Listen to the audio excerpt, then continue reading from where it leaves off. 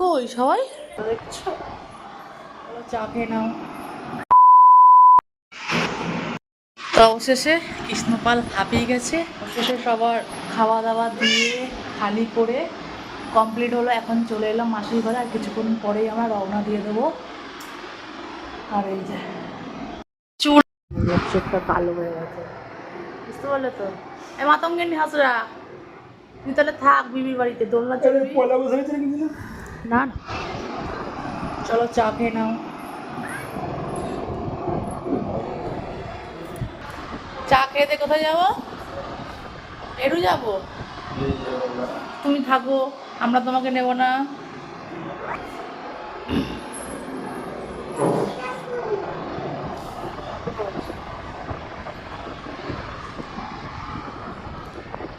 চাটা খাওয়া যাক। শর্ট দেখছো?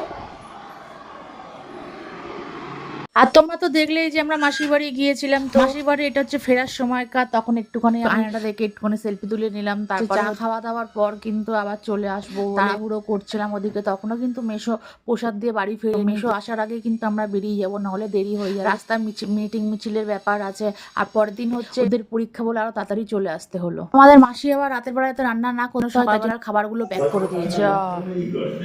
কই সবাই যা, ওই তো দাঁড়িয়ে আছে, ওই যত বড় লোকটাকে দাঁড়িয়ে আছে।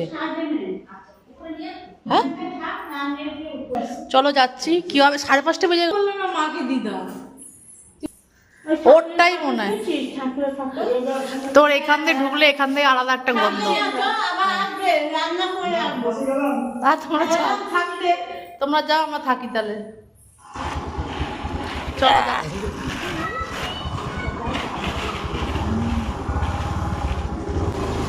এলাম, টাটা। চলো মাসির বাড়িতে হয়ে গেল আজ পুজো, বাড়ি যাওয়া যাক।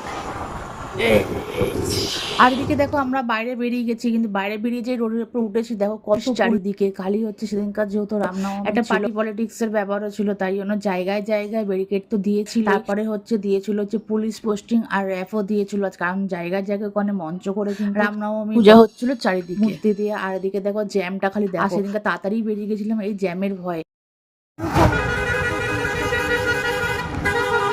কত কিছু নিয়ে এসছিস তুই, একটা জল একটা গরমের জন্য অর্ধেক রাস্তায় আবার জল তেষ্টা পেয়ে গিয়েছিল বলে আবার একটুখানি জল আর থামস আপ কিনে গলাটা ভিজিয়ে নিলাম। দেখো